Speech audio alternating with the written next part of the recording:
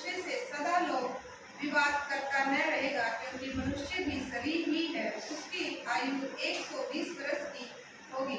उन दिनों में पृथ्वी परमेश्वर के पवित्र वचन पढ़े और सुने जाने पर हम सबको आशीष मिले।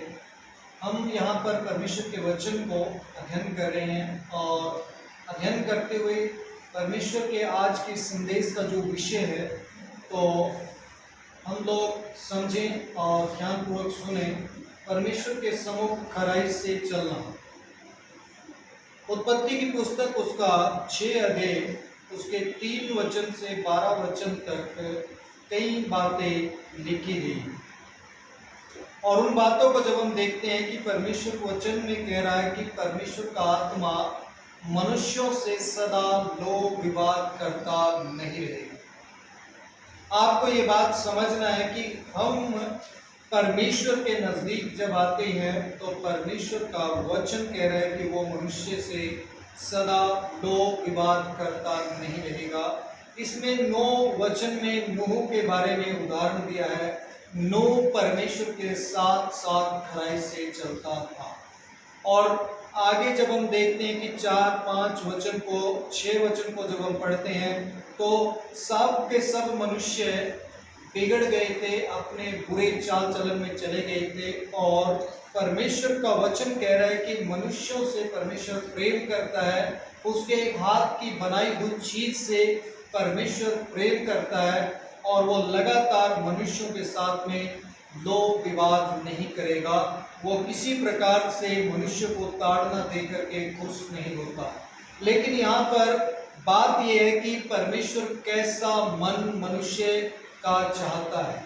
अगर हम इन 12 वचन तक देख पाएंगे तो नूह का उदाहरण दिया गया है। नूह एक बहुत ही धर्मी व्यक्ति का और वचन कहता है कि वो परमेश्वर के साथ साथ चलता था।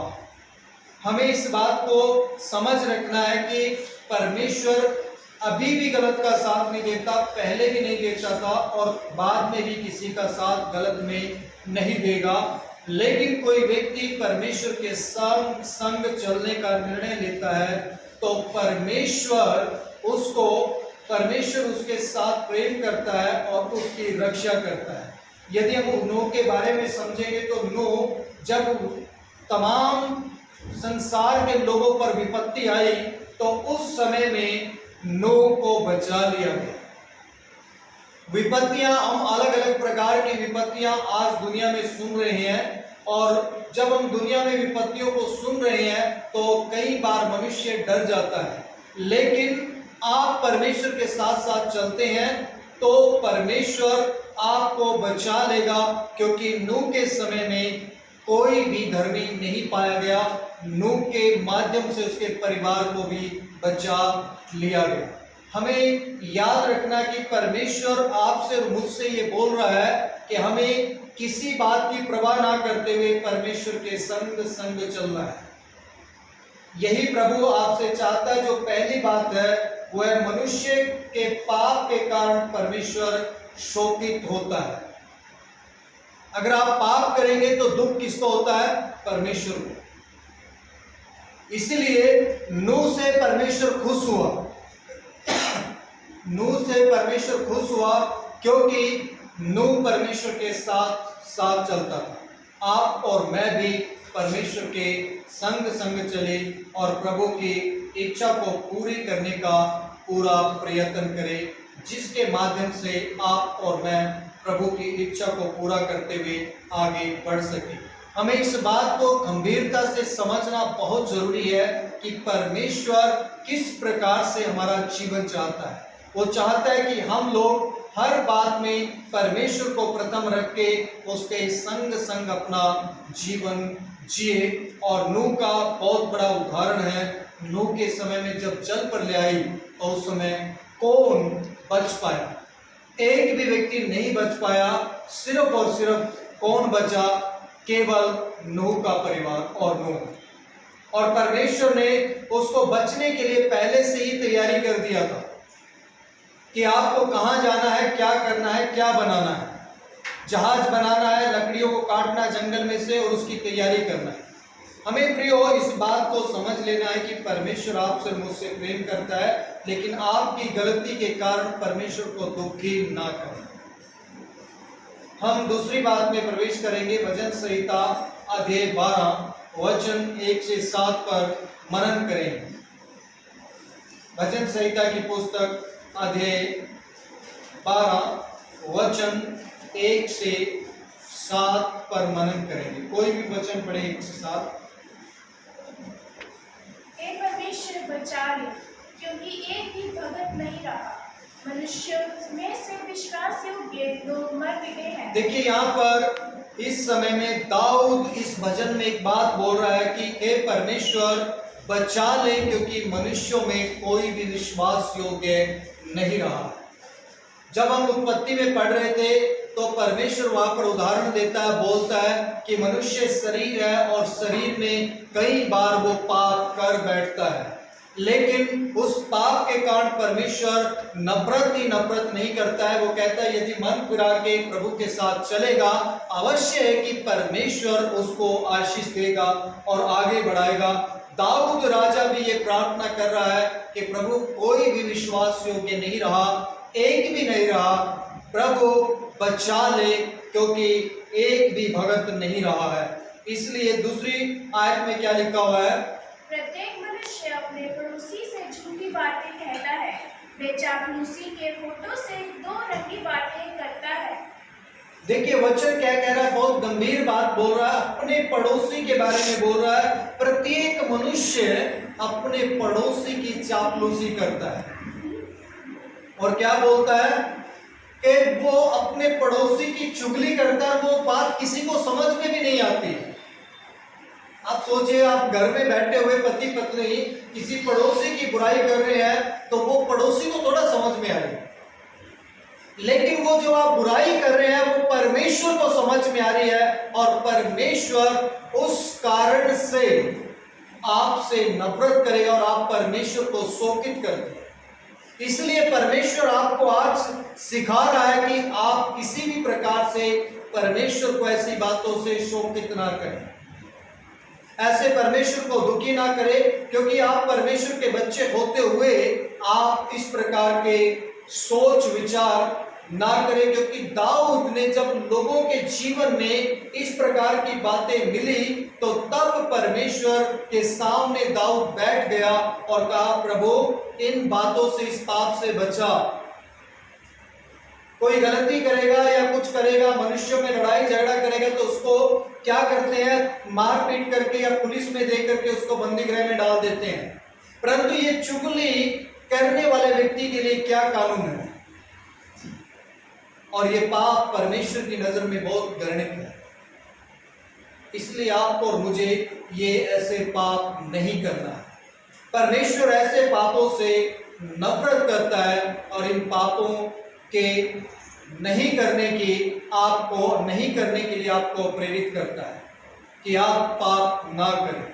हमें अपने होठों से, अपने जीवन से परमेश्वर की स्तुति करना है। दाऊद जब भजन संहिता 34 लिखता है तो वहां कहता है, निरंतर मेरे मुख से परमेश्वर की स्तुति और आराधना होती रहे। दाऊद कई बार प्रार्थना में, भजनों में ये दोहराता है कि प्रभु मैं लगातार आपके सम्मुख बना रहूं और आपके भवन में बना रहूं। यही प्रार्थना मेरी है आपसे। आप और मैं इस बात को समझें कि प्रभु आपसे और मुझसे क्या चाहता है और इन बातों को समझ करके हमें आगे बढ़ना जरूरी है। जो दूसरी बात है, यहोवा धर्मी की रक्षा करता है।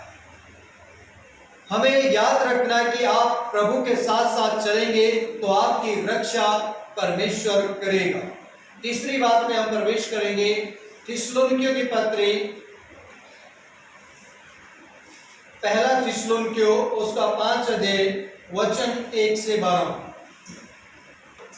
पर हे भाइयों, इसका प्रयोजन नहीं कि समयों और कालों के विषय में तुम्हारे पास कुछ लिखा जाए, क्योंकि तुम आप ठीक जानते हो कि जैसा रात को चोर आता है वैसा ही प्रभु का दिन आने वाला है, जब लोग कहते होंगे कुशल है और कुछ भय नहीं, तो उन पर एकाएक विनाश आ पड़ेगा। जिस देखिए, प्रकार आप और मैं इस बात को याद रखें। मैं अभी कुछ दिन पहले हमारे इलाका हिमाचल, हरियाणा, पंजाब बाढ़ से प्रभावित हुए और बाढ़ से बहुत लोग पीड़ित हुए। आप अलग अलग प्रकार की वीडियो आप तक पहुंची होगी और मैं एक वीडियो देख रहा था हिमाचल प्रदेश की, तो वहां पर बहुत सारे मकान बनाए हुए थे पहाड़ों के ऊपर और कुछ लोग बालकनियों में खड़े हुए थे और उनके घर अचानक से गिर रहे थे और वो चिल्ला रहे थे और वो ये कह रहे थे कि हमें कोई बचा ले। बचाने वाला कोई नहीं मिला।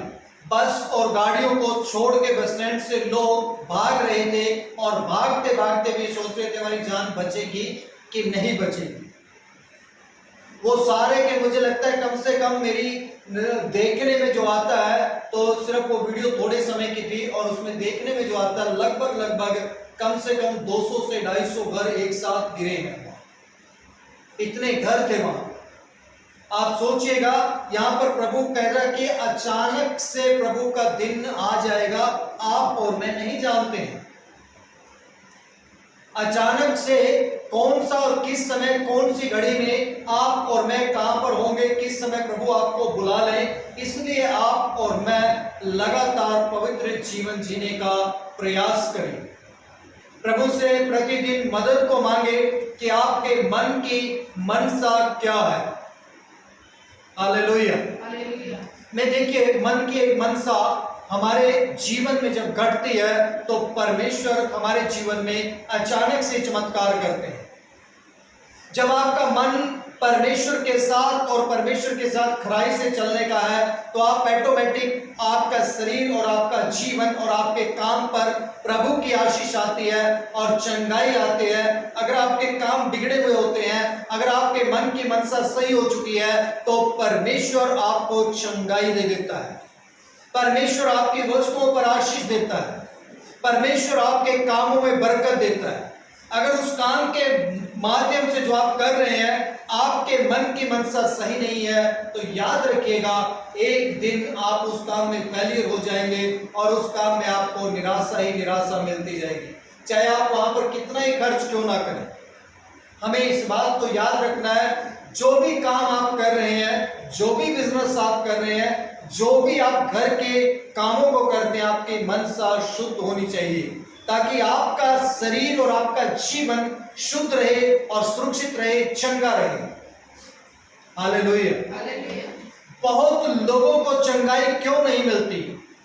उनकी मनसा सही नहीं है, उनके विचार सही नहीं है और उन विचारों को सही करना हमारे लिए बहुत ज्यादा जरूरी है। इस बात को आपको विशेष करके ध्यान रखना होगा और प्रभु के साथ आपने आगे बढ़ना होगा। इसकी 11 आयत में क्या लिखा हुआ है? इस कारण एक दूसरे को शांति दो और एक दूसरे की उन्नति का कारण बनो, जैसा कि तुम करते भी हो। देखिए, पौलुस यहाँ पर बहुत गंभीर और बहुत अच्छी बात लिख रहा है। एक दूसरे को शांति दो और एक दूसरे की उन्नति करो। वचन कह रहा है कि उन्नति के कारण बनो और तुम करते भी हो, लेकिन वो कह रहा प्रतिदिन आप किसको प्रोत्साहन दे सकते हो अपने शब्दों से।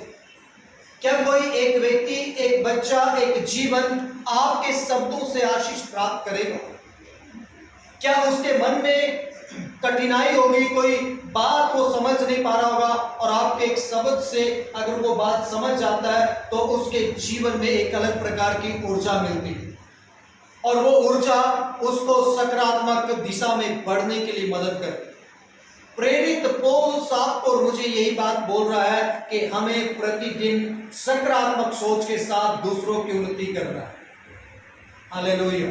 इसलिए आप ये याद रखिएगा कि आपके शब्द कितने महत्वपूर्ण है। क्या आपके शब्दों के द्वारा कोई व्यक्ति उन्नति को प्राप्त करेगा या आपके शब्दों के द्वारा निराशा में जाएगा, आशा में जाएगा, निराशा में जाएगा? पौलुस और परमेश्वर इस बात को समझ रहा है कि किस प्रकार से इस बात को किया जाए और किस ढंग से परमेश्वर के लोगों को प्रेरित किया जाए। आप और मैं परमेश्वर की प्रेरणा के साथ आगे बढ़ें। और आपके शब्दों से, आपके घर में बच्चे हो सकते हैं कि आपके बच्चों को कुछ समझ नहीं आ रहा और आपका एक शब्द उनकी ये मदद कर रहा है।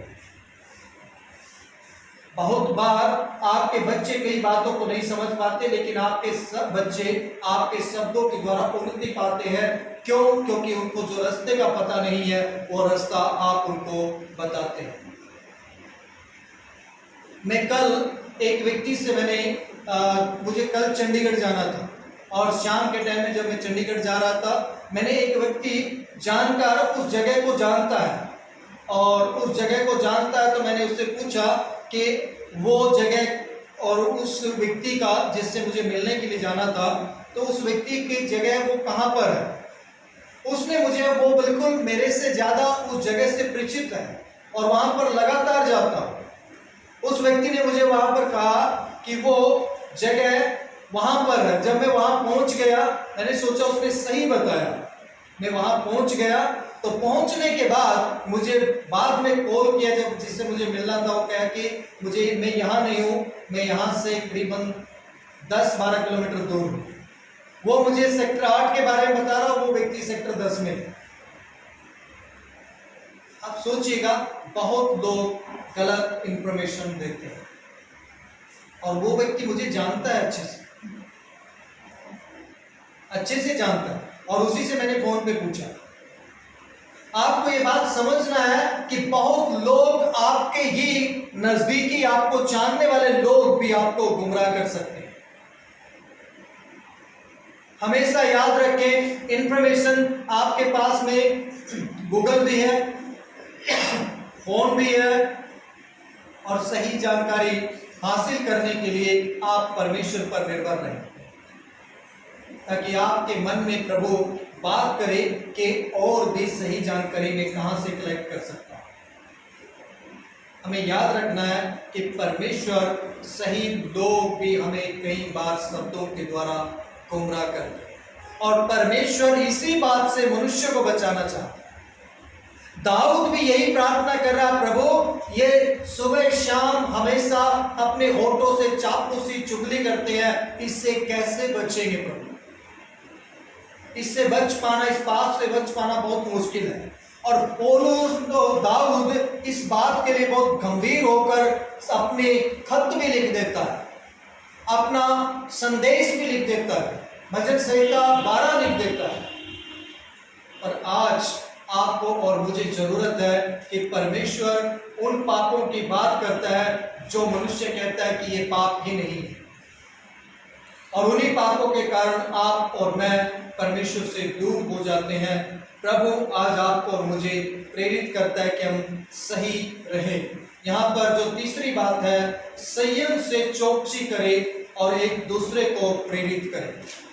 संयम से चौकसी करना है और एक दूसरे को प्रेरित करना है। इस बात को हमें याद रखना है। हम चौथी बात को हम देखेंगे, लूका रचित सुसमाचार उसका अध्याय 11 वचन 9 से 20। लूका रचित सुसमाचार अध्याय 11 वचन 9 से 20। और मैं तुमसे कहता हूँ कि मांगो तो तुम्हें दिया जाएगा, ढूंढो तो तुम पाओगे, खटखटाओ तो तुम्हारे लिए देखिए, खोला इस जाएगा। 9 आयत में 3 बातें लिखी है। मांगो तो तुम्हें दिया जाएगा, ढूंढो तो तुम पाओगे, खटखटाओ तो तुम्हारे लिए खोला जाएगा।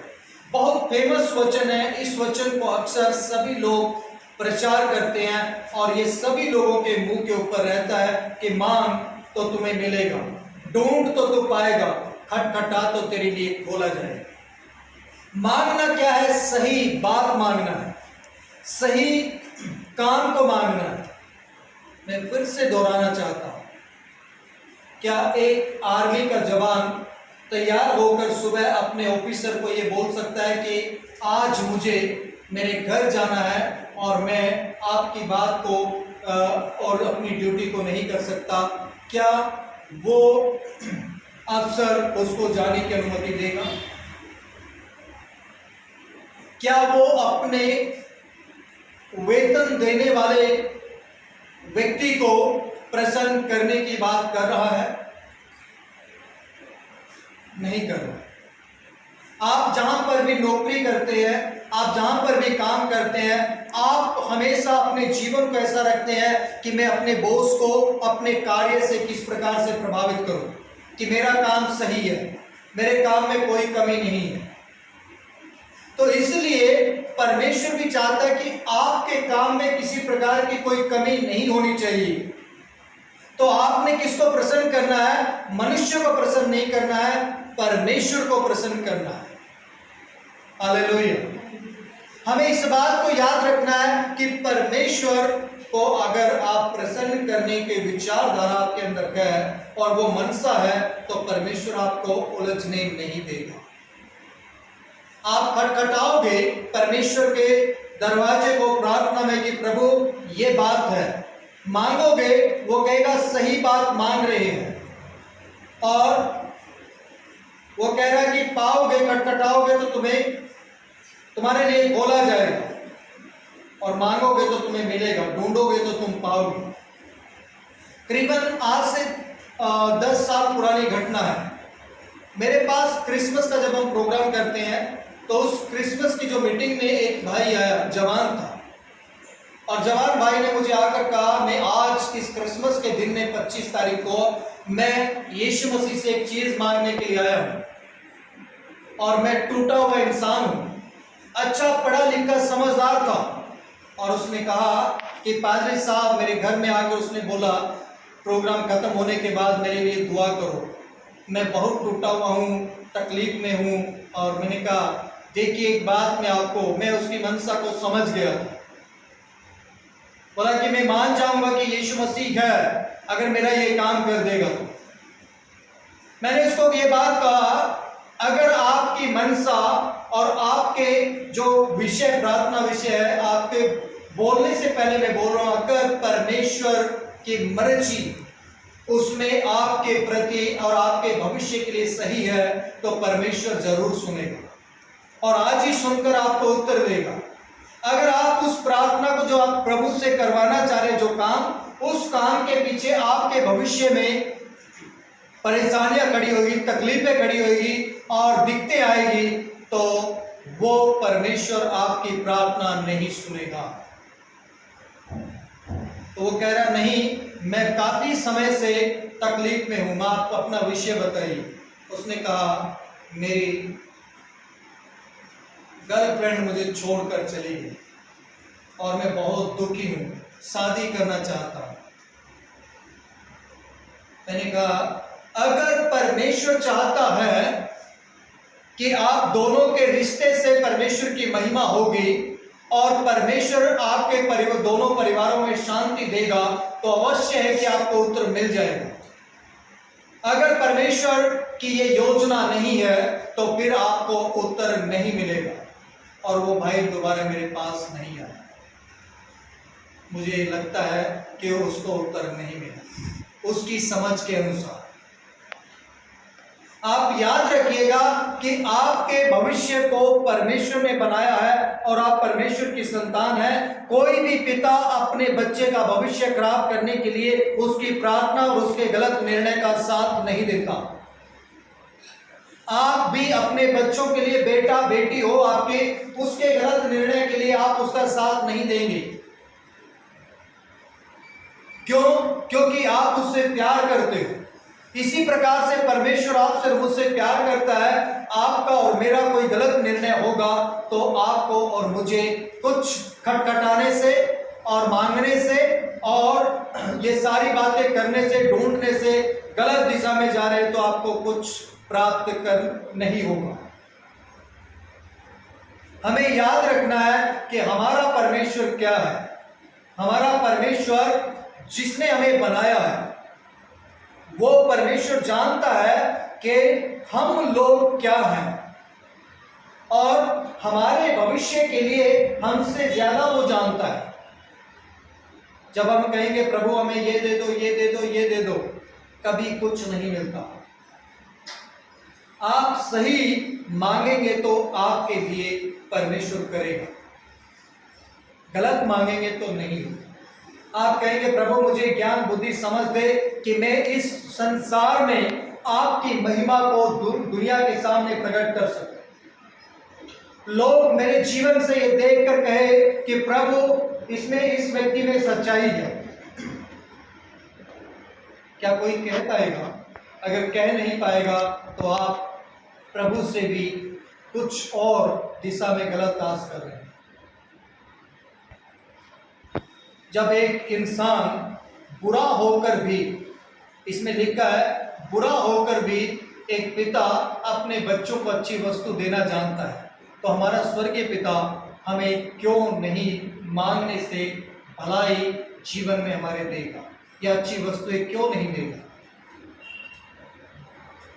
हम बुरे होकर अच्छी वस्तु देना जानते हैं, तो इसीलिए आपके जीवन में, मेरे जीवन में याद रखे, गलत खटखटाना नहीं है, गलत मांगना नहीं है, गलत ढूंढना भी नहीं है। ढूंढोगे निराशा ही निराशा मिलेगी, आशा नहीं मिलेगी।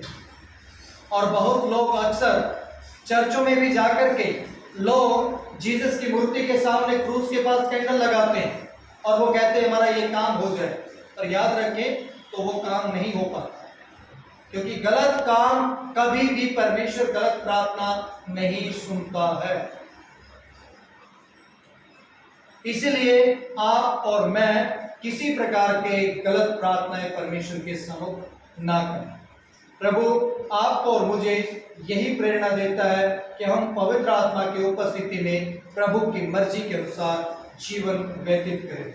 जो चौथी बात है, निरंतर मांगते और खोजते और खटखटाते रहें।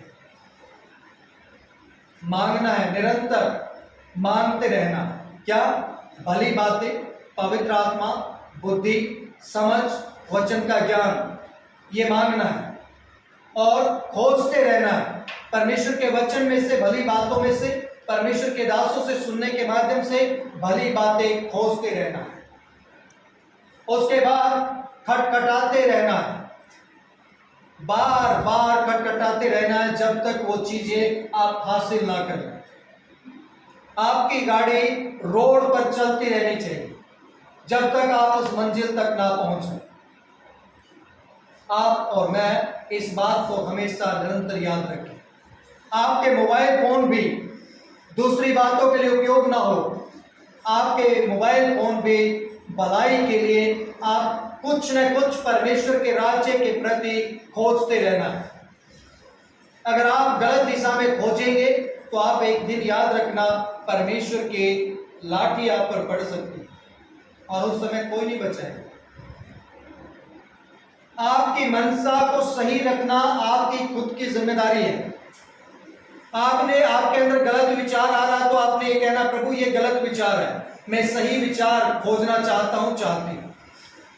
यही आपके अंदर होना जरूरी है।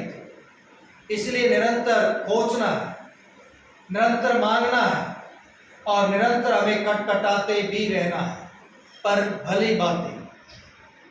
इसलिए मेरे प्रियो, हमें इस बात को समझना है गंभीरता से। आइए मेरे साथ अपनी आंखों को बंद करें और अपने सिरों को झुकाएं। हम प्रार्थना करें।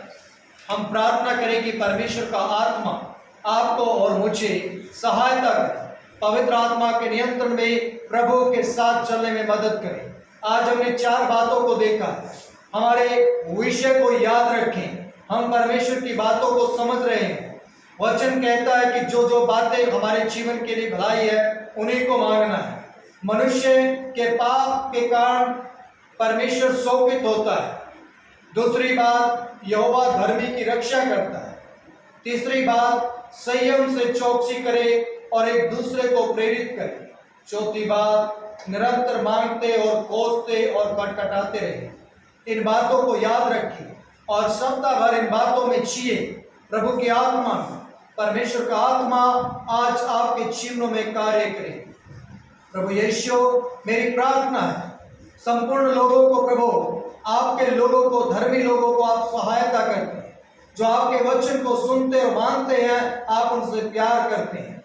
मेरी ये प्रार्थना इनके बच्चों पर, इनके बिजनेस पर, इनके कार्यों पर, इनके परमेश्वर आने वाले भविष्य पर आपकी आशीष हो।